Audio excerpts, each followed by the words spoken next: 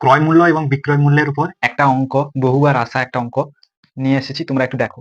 যে বলছে চিহ্নিত মূল্যের 2/5 অংশ বিক্রয় মূল্যের 5/8 অংশের সমান হলে ছাড়ের শতাংশ কত হবে?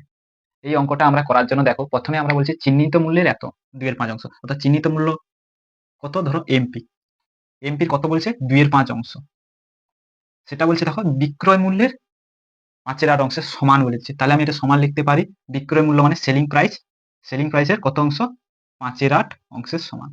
এখান থেকে আমি দেখো market price by selling price বের করে নিই, market price by selling price, দেখো এটা করে নিলে হবে। দেখো মার্কেট প্রাইসের উপরে সাইডে যেটা আছে সেটা নিচে চলে যাবে, অর্থাৎ 2/5, আর এটা সেলিং প্রাইসে যেটা আছে সেটা এখানে চলে আসবে 5/8। দেখো এবারে ক্যালকুলেশন করে নিচ্ছি, 5/8 গুণিতক 2/5, তো গুণ করে নাও 25/16, অর্থাৎ দেখো সেলিং প্রাইস 16 এবং মার্কেট প্রাইস 25।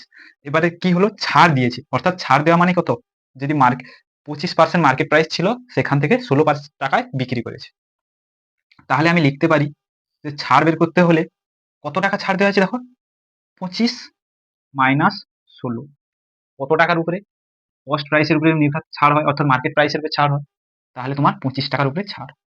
এবং কত, তাহলে যেটা বলছে পার্সেন্টেজে কত শতাংশ বলছে, তাহলে আমি 100 দিয়ে গুণ করে দেবো।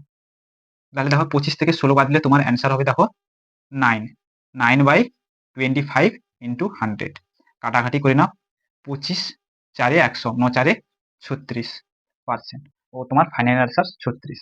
এরকম ভাবে তোমরা গণিত শিখতে চাইলে অবশ্যই চ্যানেলটি ফলো করে রাখো, আর ভিডিওটি ভালো লাগলে অবশ্যই একটা লাইক করে যাও।